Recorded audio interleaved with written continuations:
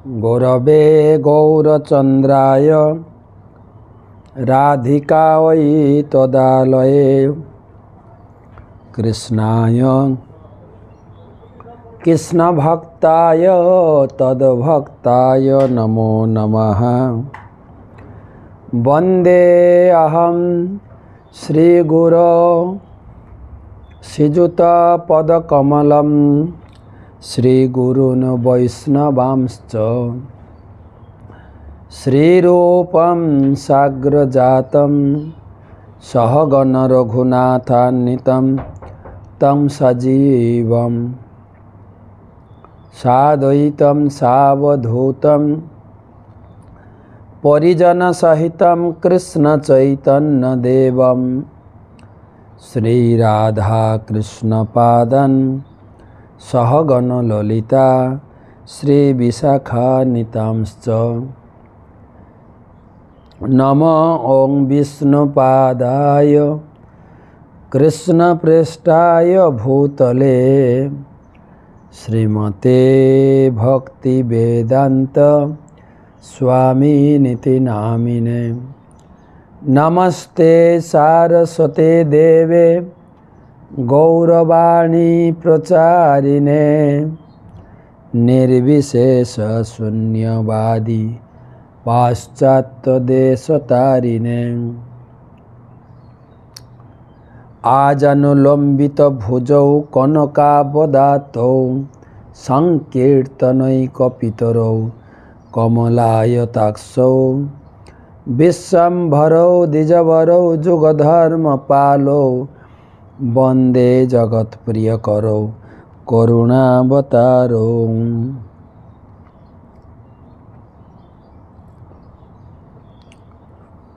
जय श्री कृष्ण चैतन्य प्रभु नित्यानंद श्री अद्वैत गदाधर शिवासादि श्री गौर भक्तबिंद। हरे कृष्ण कृष्ण कृष्ण हरे हरे, हरे राम राम राम हरे हरे।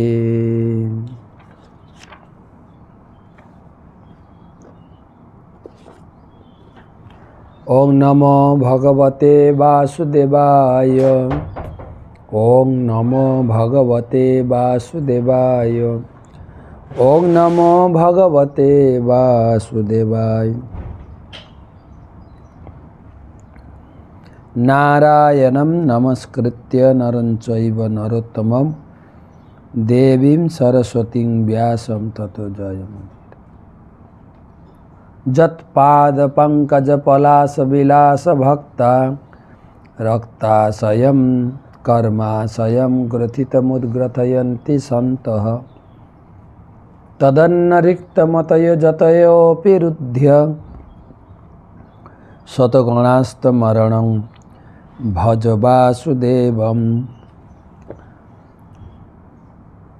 शान्ताकारं भुजगशयनं पद्मनाभसुरेशं विश्वाधार गगनसदृशं मेघवर्णं शुभांगं लक्ष्मीकान्तं कमलनयनं योगिविधान्यगम्यं वन्दे विष्णुभवभयहरं सर्वलोकैकनाथम्।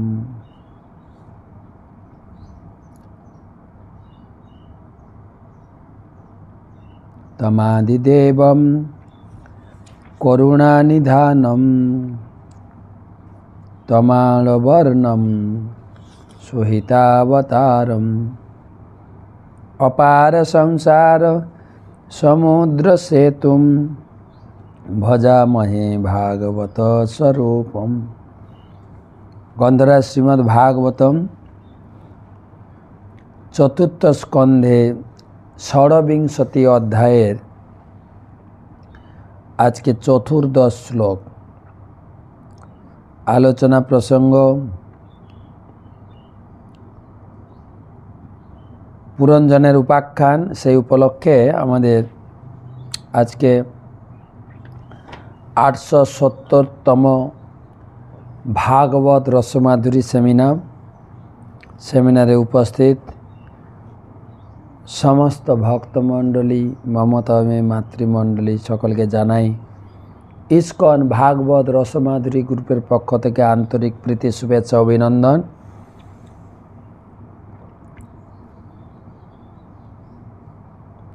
গুরুপাদ পদ্মে প্রণাম নিবেদন করে তার অহেতুকে কৃপা আশীর্বাদ প্রার্থনা করি।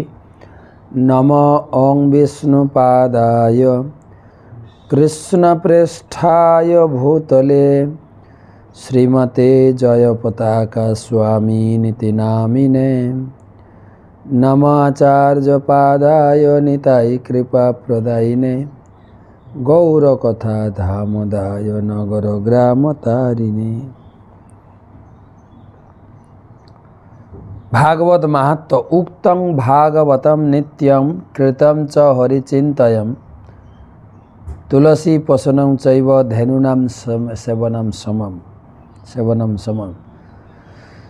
नियमित गीता पाठ धेनुदानेर समतुल्य, तुलसी पोषण एवं हरिचिंतनेर समतुल्य। श्लोक नम्बर 14। अंतपुरस्त्य छद्विमना इव वेदिषद्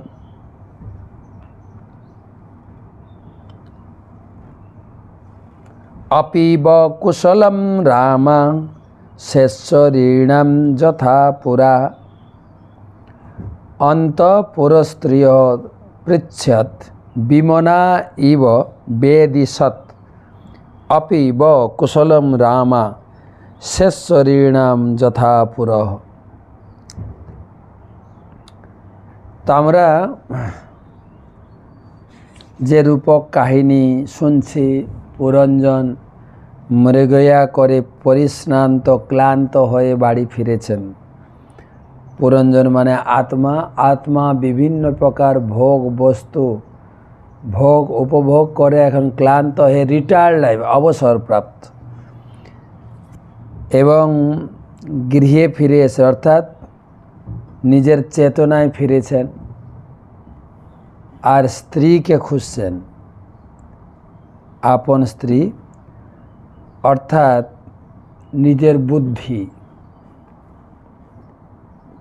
তো আজকের শ্লোকে বলা হচ্ছে 14 নম্বর শ্লোকে, তো আগের শ্লোকটা কী ছিল? তার পত্নীর অন্বেষণ করতে শুরু করেছিলেন গতকালকের শ্লোকে 13 নম্বর শ্লোকে। আজকে তখন রাজা পুরঞ্জন একটু উদ্বিগ্ন হয়েছিলেন এবং তিনি অন্তঃপুরের রমণীদের জিজ্ঞাসা করেছিলেন, হে সুন্দরীগণ, তোমাদের অধীশ্বরীর সঙ্গে তোমরা পূর্বের মতো কুশলে আছো তো?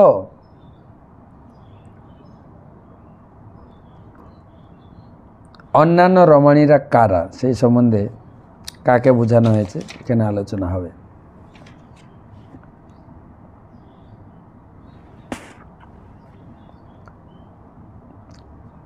এই শ্লোকে বেদিসৎ শব্দটি মহারাজ প্রাচীন বহিরকে ইঙ্গিত করা হয়েছে।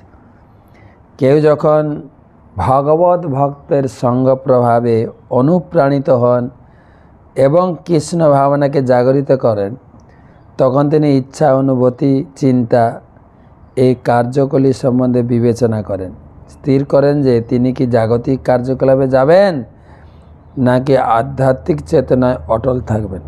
কুশলম শব্দটি মঙ্গলসূত্র। অন্যান্য রমণীদের জিজ্ঞাসা করছেন, মানে তার চিন্তা, বুদ্ধি, অনুভূতি, ইচ্ছা এগুলোকে বোঝানো হয়েছে। আর কেউ যখন ভগবানের সেবায় যুক্ত হন তখন তার গৃহ সম্পূর্ণরূপে মঙ্গলময় হয়ে ওঠে। কিন্তু কেউ যখন বিষ্ণু ভক্তি ব্যতীত অন্য কার্যকলাপে যুক্ত হয় তখন তিনি জড়জাগতিক কার্যকলাপে যুক্ত হয়, তখন সে তার উৎকণ্ঠায় পূর্ণ হয়ে ওঠে। জাগতিক জীবনটা উৎকণ্ঠা, বিপদ।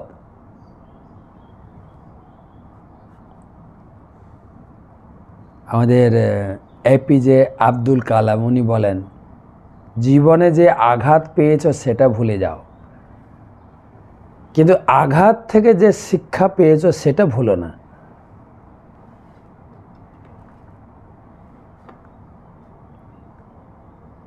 প্রতি পদক্ষেপে যদ বিপদাম ন তেষাম, সবসময় বিপদ, উৎকণ্ঠা, উদ্বেগ নিয়ে আমরা এই জগতে দিন রাত অতিবাহিত করছি। অতিবাহিত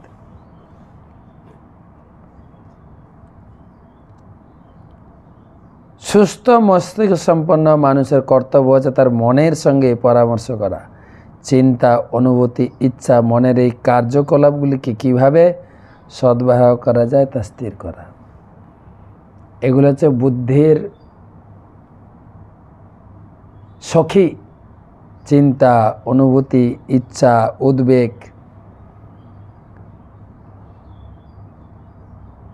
কেউ যদি সর্বদা শ্রীকৃষ্ণের কথা চিন্তা করেন, কিভাবে তার সেবা করবেন সেই কথা ভাবেন এবং শ্রীকৃষ্ণের নির্দেশ পালন করতে ইচ্ছা করেন, তাহলে বুঝতে হবে তার বুদ্ধি সৎ উপদেশ গ্রহণ করছে, যাকে বলা হয় মাতা।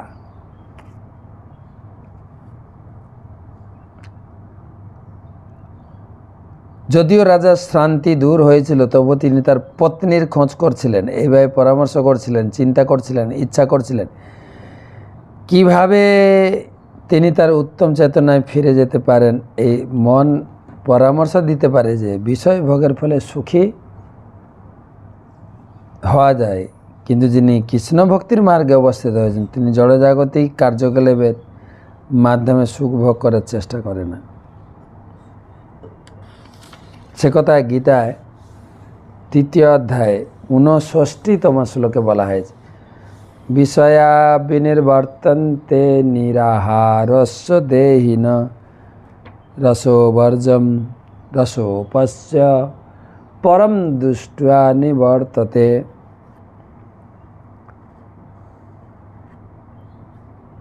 কেউ বিষয় ভোগ থেকে নিবৃত হতে পারে, কিন্তু তা সত্ত্বেও বিষয়ের প্রতি তার আসক্তি থেকেই যায়, আসক্তি থাকে।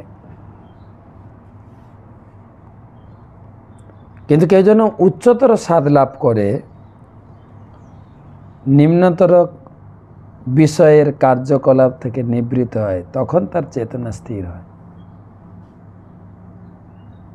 ভগবত ভক্তির শ্রেষ্ঠ কার্যকলাপে যুক্ত না হওয়া পর্যন্ত বিষয় ভোগের প্রতি অনাসক্ত হওয়া যায় না। পরম দৃष्ट्या নিবর্ততে। কেউ যখন বাস্তবিকভাবে ভগবানের সেবায় যুক্ত হয়, তখন তিনি কেবল জড়জাগতিক কার্যকলাপ থেকে নিবৃত হতে পারে। এমনিতে আমাদের দেশের বা আমাদের ধর্মের লোকেরা বলে ভোগ করতে করতে ত্যাগ আসবে। এখানে বলা হচ্ছে কেউ যদি ভগবানের সেবায় নিজেকে নিযুক্ত করে তখন তার ত্যাগ আসবে, বৈরাগ্য আসবে। কেননা ভগবত ভক্তির সেবার যে আনন্দ সে লাভ করেছেন, গীতায় ভগবান বলেছেন জংলব্ধা চাপরং মন্যম মান্যতে নাধিকম তত। গীতার 6ষ্ঠ অধ্যায়ে 22 নম্বর শ্লোকে ভগবান বলছেন যোগ সাধন করতে করতে, ভক্তি করতে করতে এমন একটা জায়গায় পৌঁছাতে হবে, স্থিত হতে হবে, তখন সাধারণত কোনো লাভই এই ভক্তি সেবার থেকে বড় মনে হবে না। জংলব্ধা চাপরং মন্যম মন্যতে নাধিকম তত যস্মিন স্তুত ন দুঃখেন গুরুর নাপি বিচালতে। যেই পর্যায়ে পৌঁছালে বড় বড় ঝড় বিপদ তাকে ভক্তি থেকে বিচলিত করতে পারবে না।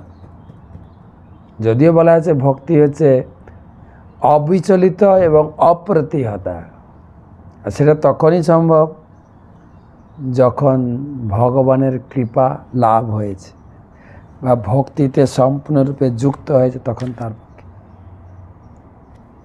জংলব্ধা চাপরং মন্যতে নাধিকম তত যস্মিন স্থিত ন দুঃখেন গুরুর নাপি বিচালতে। খুব হৃদয়গ্রাহী এবং অনুপ্রেরণাদায়ক এই শ্লোক।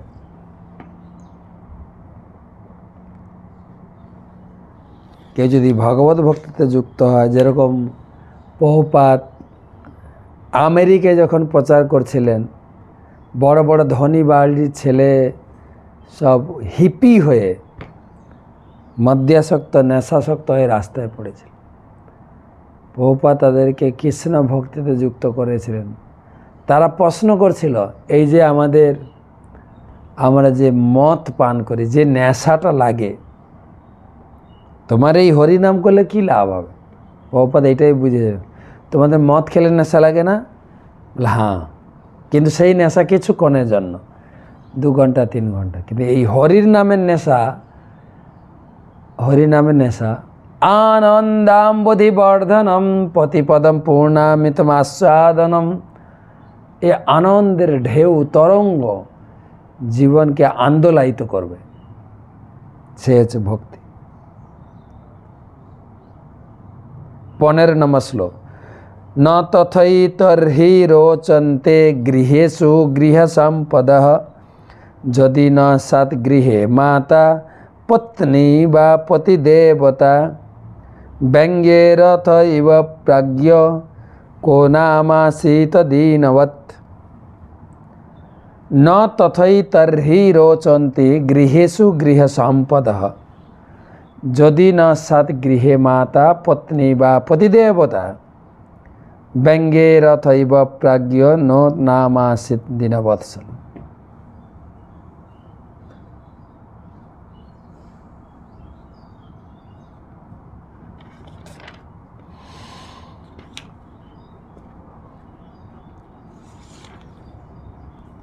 রাজা পুরঞ্জন জিজ্ঞাসা করছেন, আমি বুঝতে পারছি না, আমার গৃহের সমস্ত সাজ সরঞ্জাম পূর্বের মতো আমাকে কেন আকর্ষণ করছে না। আমার মনে হয় যে গৃহে মাতা বা পরায়ণা পত্নী না থাকে, তাহলে সেই গৃহ চক্রবিহীন রথের মতো। কোন মূর্খ এই অচল রথে উপবেশন করবে? এখানে অনেকগুলো নীতি কথা দেওয়া হয়েছে। আগের মতো গৃহের জিনিসপত্র আমাকে আর আকর্ষণ করছে না।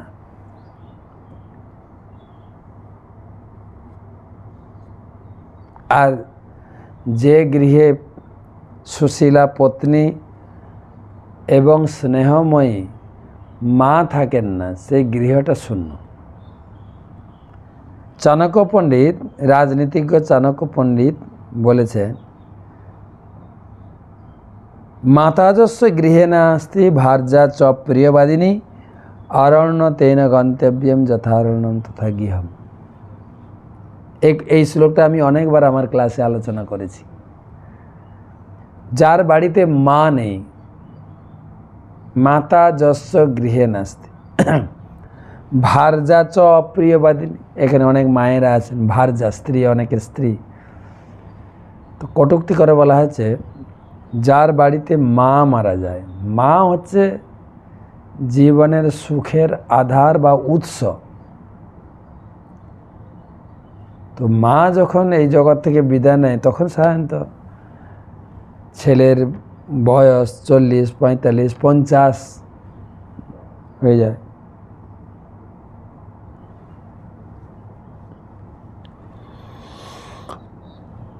ভার্যা চ অপ্রিয়বাদিনী, মা চলে গেলে এই সংসারে কেউ একটু কুশল কথা বা ভালো কথা জিজ্ঞাসা করে না। আমাদের গ্রামের নিয়ম ছিল, মানে লোকে সবাই বলতো, মা চায় পেটকে, বউ চায় ট্যাগকে। ছেলের সমস্ত তো সুখ অন্তরিত হয় যখন মা চলে যায়। তো এখানে বলা হচ্ছে ভার্যা চপ্রিতে, তো ভার্যা স্ত্রী কখনো ভালো কথায় পতিদেবকে সম্বোধন করে না। এটা মহিলাদের দোষ দিয়ে লাভ নেই। মহিলাদের 3টে পর্যায়, 3টে আশ্রয়। প্রথম হচ্ছে পিতামাতার আশ্রয়, যতক্ষণ না তার বিবাহ হচ্ছে। তারপর হচ্ছে পতি বা স্বামীর আশ্রয় বিবাহের পরে। তারপরে ছেলে বড় হলে ছেলের আশ্রয়। তাই এখানে বলা হচ্ছে মা চলে যাওয়ার পরে সেই সংসারে সুখের সীমানা শেষ। ভার্যা চ প্রিয়বাদিনী, মেয়ে স্ত্রী ভালো কথা বলে না।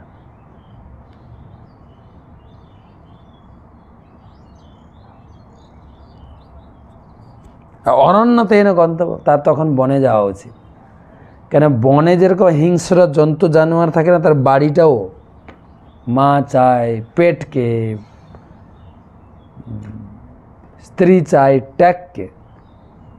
দূর দূরান্ত থেকে, হয়তো বাজার থেকে, মাঠের থেকে, ব্যবসা থেকে, চাকরি থেকে বাড়ি ফিরেছেন সন্ধ্যাকালীন অফিস ছুটি হওয়ার পরে, তো যখন প্রথম মা দেখবে, মা চায় পেটকে, পেটকে দেখবে, আরে রে ক্ষুধায় তোমার পেটটা ঢুকে গেছে গো, আসো আসো একটু জল খাও, একটু খাবার খাও, তারপরে কথা হবে। এখন কোনো কথা না, আগে খাও, একটু জল খাও, একটু শরবত খাও, একটু খাবার খাও, তারপরে কথা বলো। বেচারি সারাদিন কিছু খায়নি গো, পেটটা ঢুকে গেছে। মা চায় পেটকে, মা দেখে তার ছেলেটার পেটটা কতটা ঢুকে গেছে ক্ষুধার জ্বালায়। বউ চাই ট্যাগকে, ট্যাগে কত টাকা নিয়ে এসছো। ঘরটা, মা চলে যাওয়ার পরে ঘরটা যেন বিষাক্ত।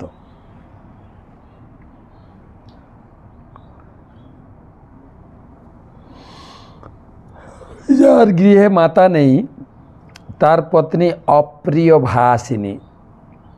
তো মহিলাদের তিনটে পর্যায়: বিবাহের আগে মা বাবার আশ্রয়, বিয়ের পরে পত্নী, কি বলে, পতিদেব। কিন্তু পতিদেবের মা মারা যায় মানে কি, তাহলে পতির বয়স কত, 50-60, তখন তো নিজের ছেলে বড় হয়ে যায়। মহিলারা ছেলে বড় হয়ে গেলে ছেলের আশ্রয়ে থাকবে, পতিকে আর তখন ভালোবাসে না। অনেক এরকম ঘটনা, কাহিনী, কোনো কি বলে এক্সপিরিয়েন্স না, একদম কত এরকম কাহিনী ঘটনা জড়িয়ে রয়েছে। প্রকৃতপক্ষে স্ত্রী হচ্ছেন পুরুষের শক্তি। ইতিহাস পর্যালোচনা করলে দেখা যায় যে প্রত্যেক মহান ব্যক্তির পিছনে রয়েছে হয় তার মাতা, না হলে পত্নী। মানুষ যে জীবনে আশ্চর্যজনক কিছু করে, সেটা হয় তার স্ত্রী, আর না হলে তার সন্তান। প্রকৃতপক্ষে পুরুষ হচ্ছেন, স্ত্রী হচ্ছেন পুরুষের শক্তি। ইতিহাস পর্যালোচনা দেখা যায় প্রত্যেক মহান ব্যক্তির পিছনে রয়েছেন হয় তার মাতা অথবা পত্নী। ঘরে যদি সুশীলা পত্নী ও স্নেহময়ী মাতা থাকেন, তাহলে গৃহস্থ জীবন অত্যন্ত সাফল্যমণ্ডিত। সুশীলা স্ত্রী,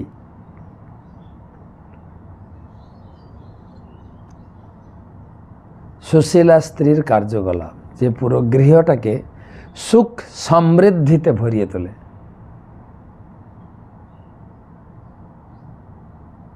এখানে প্রভুপাদ সেটাই লিখেছেন। এই অবস্থায় গৃহস্থলীর সমস্ত কার্যকলাপ, সমস্ত শাসন অত্যন্ত সুখকর মনে হয়। এই সমস্ত শ্রী চৈতন্য মহাপুরুষ স্নেহময়ী মাতা ও সুশীলা পত্নী দুই ছিল, এবং তিনি তার গৃহে অত্যন্ত সুখী ছিলেন। তবুও সমগ্র মানব সমাজের কল্যাণের জন্য তিনি তার মাতা ও পত্নীকে ত্যাগ করে সন্ন্যাস গ্রহণ করেছিলেন।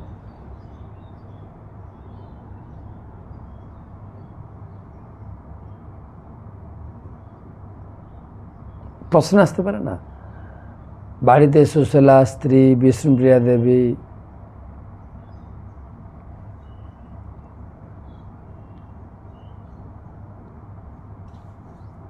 ছিল, বিষ্ণুপ্রিয়া এবং সচিমাতা ছিলেন, কিন্তু বিশেষ উদ্দেশ্য সাধন করার জন্য মহাপ্রভু তাদের ত্যাগ করে সন্ন্যাস গ্রহণ করে পুরীতে গিয়ে নাম প্রেম প্রচারে জগৎকে কৃষ্ণ ভাবনায় প্লাবিত করেছেন। আমাদের বাংলায় একটা কথা আছে কিন্তু, সংসার সুখের হয় রমণীর গুণে। রমণী সংসারটাকে সুখে সমৃদ্ধ করতে পারে, আবার দুঃখের নিচেও নামিয়ে দিতে পারে।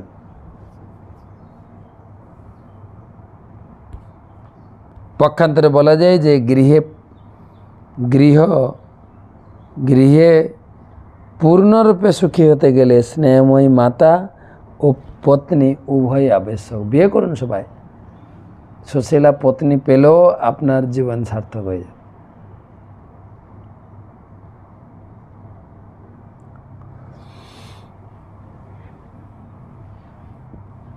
তা না হলে গৃহস্থ জীবনের কোনো অর্থ থাকে না। বুদ্ধির দ্বারা পরিচালিত হয়, ধর্মপরায়ণ হয়ে ভগবানের ভক্তি না করলে সাধু ব্যক্তির কাছ থেকে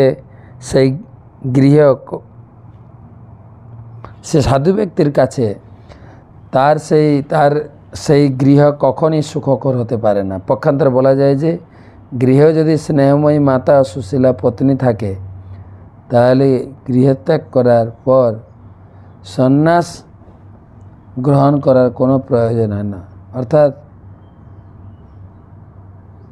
অর্থাৎ নিতান্ত আবশ্যকতার জন্যেই কেবল সন্ন্যাস গ্রহণ করা উচিত, যেমন শ্রী চৈতন্য মহাপ্রভু করেছিলেন। আর একটা শ্লোক পড়ি। সুশীলা পত্নী।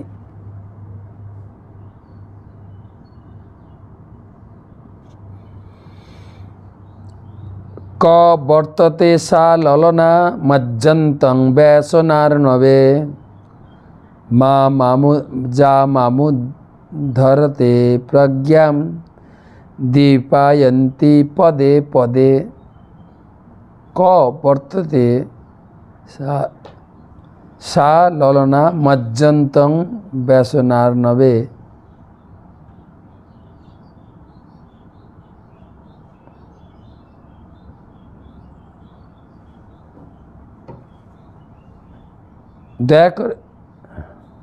দয়া করে আমাকে বলো, বিপদের সমুদ্রে নিমজ্জিত হলে যে আমাকে সর্বদা উদ্ধার করে সেই সুন্দরী ললনা কোথায় অবস্থান করছে? প্রতি পদে সদ্বুদ্ধি প্রদান করে সে আমাকে রক্ষা করে।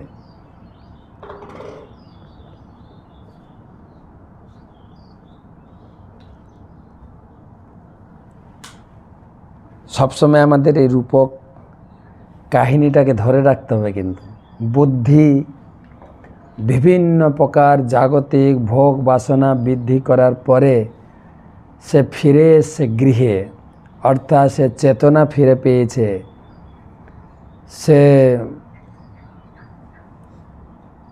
কৃষ্ণ ভাবনায় ভাবিত হয়ে মনকে সম্পূর্ণ বৈরাগ্যে পরিণত করেছে। গৃহের কোনো জিনিস আর তার ভালো লাগছে না, আর সে খুঁজছে তার সদ্বুদ্ধি এখন কোথায়।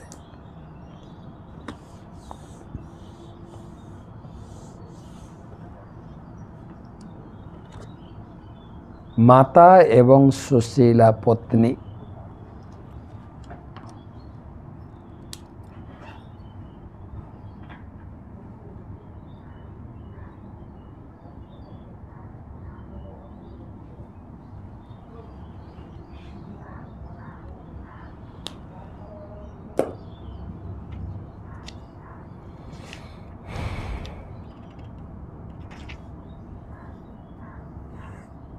সুশীলা পত্নী মানে বিশুদ্ধ বুদ্ধি।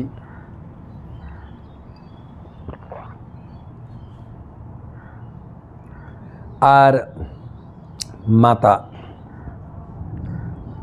সুশীলা পত্নী ও সদ্বুদ্ধির মধ্যে কোনো পার্থক্য নেই। যার সদ্বুদ্ধি রয়েছে তিনি যথাযথভাবে বিবেচনা করতে পারেন এবং বহু বিপজ্জনক পরিস্থিতি থেকে নিজেকে রক্ষা করতে পারেন বুদ্ধি দিয়ে।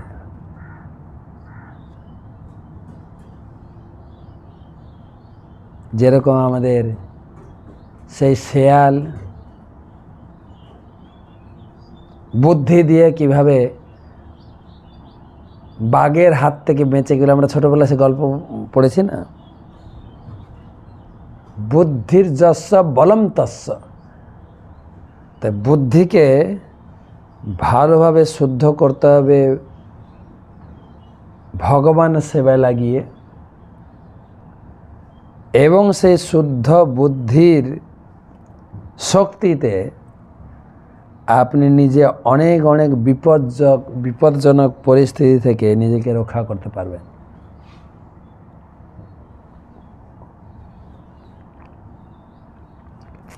বুদ্ধিম যস্য বলম তস্য।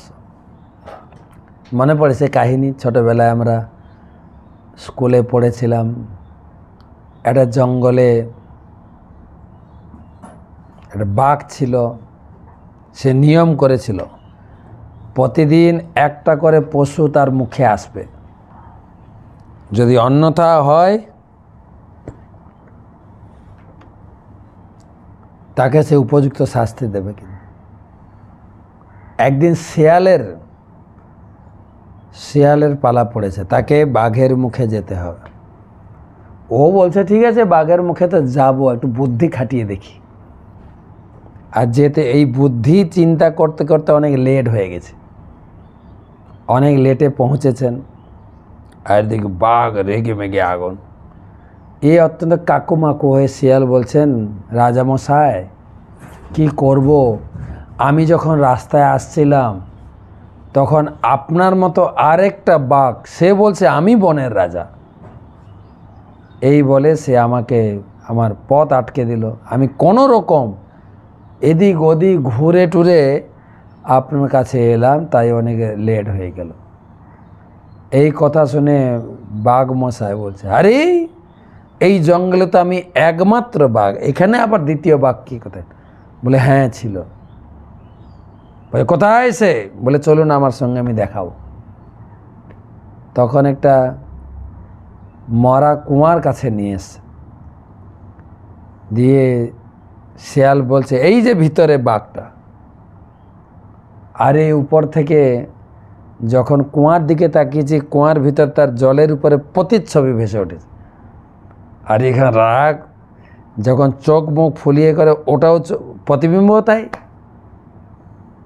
আরে এত গর্জন করছে, আর প্রতিবিম্ব কি বলে জলের ভিতর থেকে, কুয়ার ভিতর থেকে সে প্রতিধ্বনি আসছে। এ যতটা চিৎকার করছে ততটাই গর্জন শব্দ আসছে। আর নিজেকে সামলাতে না পেরে ঝাঁপ দিয়েছে, জলে পড়ে গেছে। আর তো উঠতে পারে না, ওখানেই মারা গেল। শিয়াল সবাই বনের পশুকে বাঁচালেন বুদ্ধি দিয়ে। এখানে বলছেন সেই কথাই বলছেন, যার সদ্বুদ্ধি রয়েছে তিনি যথাযথভাবে বিবেচনা করতে পারেন এবং বহু বিপজ্জনক পরিস্থিতি থেকে নিজেকে রক্ষা করতে পারেন। সংসারে প্রতি পদে বিপদ। শ্রীমদ্ ভাগবতে বলা হয়েছে, পদম পদম যদ বিপদম ন তেষাম। এই জড়জগৎ প্রকৃতপক্ষে কোনো বুদ্ধিমান ভক্তের ব্যক্তি বা ভগবত ভক্তের থাকার উপযুক্ত স্থান নয়, কারণ এখানে প্রতি পদে বিপদ রয়েছে। বৈকুণ্ঠ হচ্ছে ভগবত ভক্তের প্রকৃত আলয়, আর সেখানে কোনো উৎকণ্ঠা নেই বা বিপদ নেই। সেই জন্য বৈকুণ্ঠ, কোনো কুণ্ঠা নেই। এই জগতে বলে কুণ্ঠা জগৎ, আর ওই জগতে বলে বৈকুণ্ঠ। সদ্বুদ্ধি মানে হচ্ছে কৃষ্ণ চেতনা লাভ করা।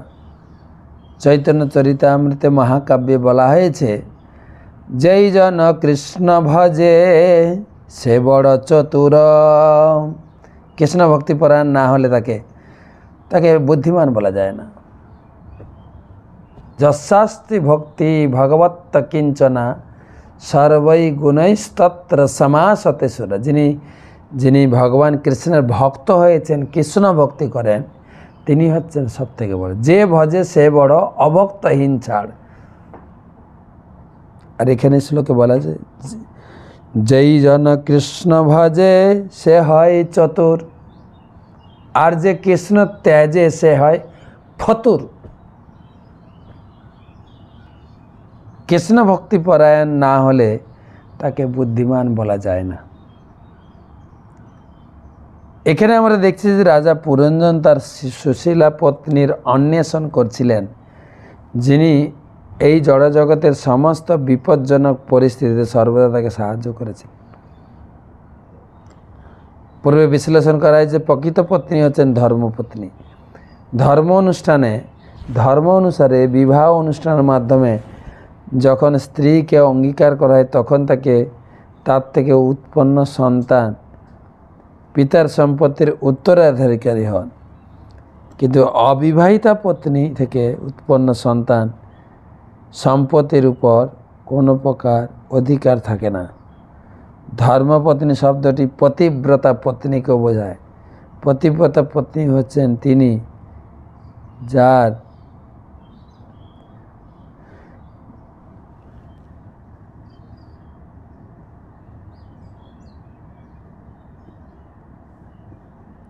বিবাহের পূর্বে কোনো পুরুষের সঙ্গে তার সম্পর্ক ছিল না। স্ত্রীদের যদি যৌবনে পুরুষের সঙ্গে মেলামেশা করার স্বাধীনতা দেওয়া হয় তাহলে তার সতীত্ব বজায় রাখা অত্যন্ত কঠিন হয়। সাধারণত তাদের সতীত্ব থাকে না। আগুনের সামনে মাখন আনলে তা গলবেই। স্ত্রী হচ্ছে আগুনের মতো, পুরুষ হচ্ছে মাখনের মতো।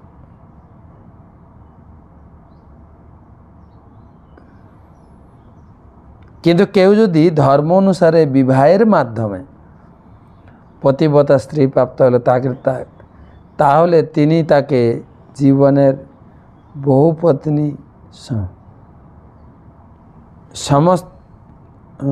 বহু বিপজ্জনক পরিস্থিতিতে নানাভাবে সাহায্য করতে পারে।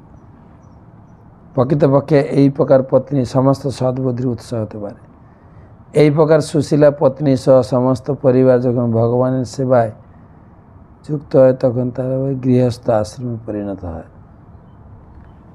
তখন সেই গৃহস্থ আশ্রমে পরিণত। গৃহস্থ একটা আশ্রম, তো 4টে আশ্রম: ব্রহ্মচর্য, বানপ্রস্থ, গৃহস্থ আর সন্ন্যাস। গৃহ একটা আশ্রম, যার জন্য ছিল জয়পতাকা স্বামী গুরু মহারাজ প্রত্যেকটা বাড়িতে মন্দির স্থাপন করছেন নামহট্ট প্রচারের মাধ্যমে, ভক্তি বৃক্ষ প্রচারের মাধ্যমে। আজকে আমরা সিলেট বিভাগের মৌলভী বাজারে রয়েছি। কত ভক্ত সন্ধ্যাকালীন প্রোগ্রামে এসেছিলেন।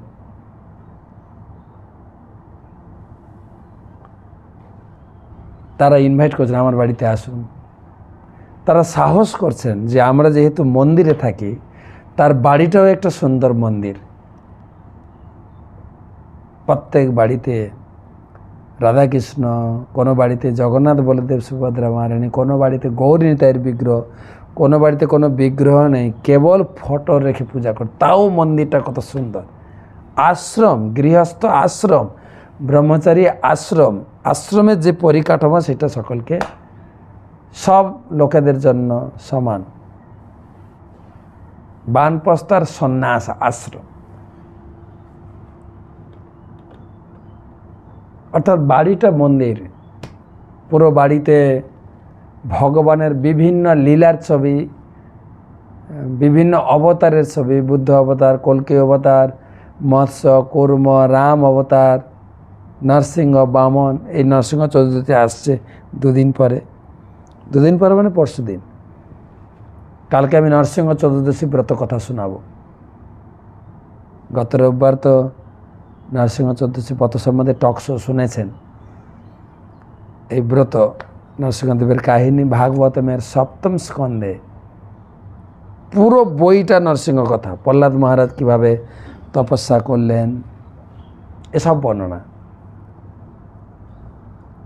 তো গৃহটা আশ্রম, চারিদিকে ভগবানের ছবি। ঘুম থেকে প্রথম উঠেই ভগবানকে দর্শন করবেন।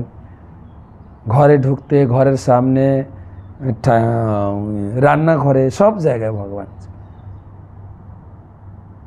ঘর খুব সুন্দর সাজানো গোছানো, কিন্তু অনেকের বাড়ি সেরকম দেখা যায় না। ভগবানের ছবি তো নেই, পরন্তু আমি ছোটোবেলায় কীভাবে ন্যাংটা ছিলাম, তারপর বিয়ে করেছি কিভাবে, বিয়ে করার পরে স্ত্রীকে নিয়ে কিভাবে ফুর্তি হানিমুন করেছি, আচ্ছা এই সমস্ত ছবি আপনার ছেলে মেয়েদের কি উপকারে লাগবে, কি শিক্ষা লাভ করবে। আমার বাবাও বিয়ের পরে মাকে নিয়ে কীরকম এনজয় করেছে, আমিও করব কোনো মেয়েকে নিয়ে। না, ভগবানের ছবি রেখো, ভগবানের বিভিন্ন লীলার ছবি। হ্যাঁ, ভগবানের গিরি গোবর্ধন ধারণ, ভগবানের বংশীবাদন, ভগবানের রাসলীলা, পতনাবধ লীলা, মাখন চুরির লীলা, ভগবানের কুরুক্ষেত্রের মাঠে যুদ্ধের লীলা, ভগবান দ্বারকাতে কিভাবে তিনি গৃহস্থ লীলা করেছিলেন, বিভিন্ন ছবি, বিভিন্ন ছবি। চৈতন্য মহাপুর সংকীর্তন লীলা, রাম অবতার, রামের সেতু বন্ধন, জগাই মাথায় উদ্ধার চৈতন্য মহাপুর, কত ছবি। গুরুদেবের ছবি, গুরুদেবের কীর্তনের ছবি, গুরুদেবের ধ্যানের ছবি, প্রভুপাদের ছবি, কত ছবি পাওয়া যায়। আর বড় বড় বাড়ি সাজানোর জন্য আরও সুন্দর সুন্দর ছবি, দামি ছবি, এক একটা ছবি আপনার 50,000 1 লাখ টাকা বিক্রি। যেরকম আপনার গৃহ, সেই গৃহস্থালির সাজানোর জন্য এই সমস্ত জিনিসপত্র রেডি আছে। যাই হোক, গৃহস্থ আশ্রম। তো আজকে আর ক্লাস বাড়াচ্ছি না। আজকের গীতাদানের কোটটা পড়ে শুনে যারা যারা গীতাদান করেছেন।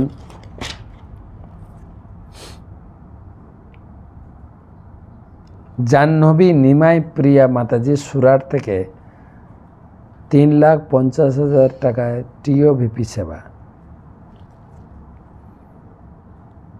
বেঙ্কটাদ্রি চৈতন্য দাস 300 গীতা দান করেছেন গুরুদেবকে অক্ষয় তৃতীয়া উপলক্ষে। শ্রীরূপা রঙ্গদেবী দাসী 14টি গীতা দিল্লি থেকে, মধু ছেত্রী 1টি গীতা আসাম থেকে, উজ্জ্বল গৌর হরিদাস মায়াপুর থেকে 51টি গীতা, ঊর্জেশ্বরী রাধা দেবী দাসী 40টি গীতা আমেরিকা থেকে, ডক্টর দীপমালা গুপ্তা 1টি গীতা অন্ধ্রপ্রদেশ থেকে, নরসিংহ সেবা আছে না মোটামুটি। তো এই পর্যন্ত যারা যারা অক্ষয় তৃতীয়া এবং চন্দন যাত্রা মহোৎসব উপলক্ষে গীতাদান করেছেন, আপনাদের সকলকে ধন্যবাদ, কৃতজ্ঞতা জানাই। সেই সঙ্গে আপনার এবং আপনাদের পরিবারের সকলের মঙ্গল কামনায় গোবিন্দের চরণে ভক্তি প্রার্থনা করি। হরে কৃষ্ণা কৃষ্ণ কৃষ্ণ হরে হরে, হরে রাম রাম রাম হরে। প্রতি একাদশীতে আপনার নামে নরসিংহ পূজা হবে। তবে এই একাদশী মানে কালকে একাদশী না, একাদশী হয়ে গেছে বা হয়ে গেল একাদশী। এই একাদশীতে পুজো দিই নাই, নরসিংহ চতুর্দশীর দিন পুজো দেব।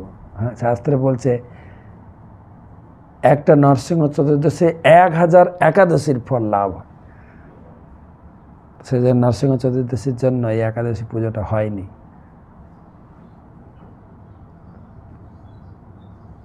তো যারা গীতা দান করতে চাইছেন, সমস্ত দানের মধ্যে জ্ঞান দান হচ্ছে শ্রেষ্ঠ।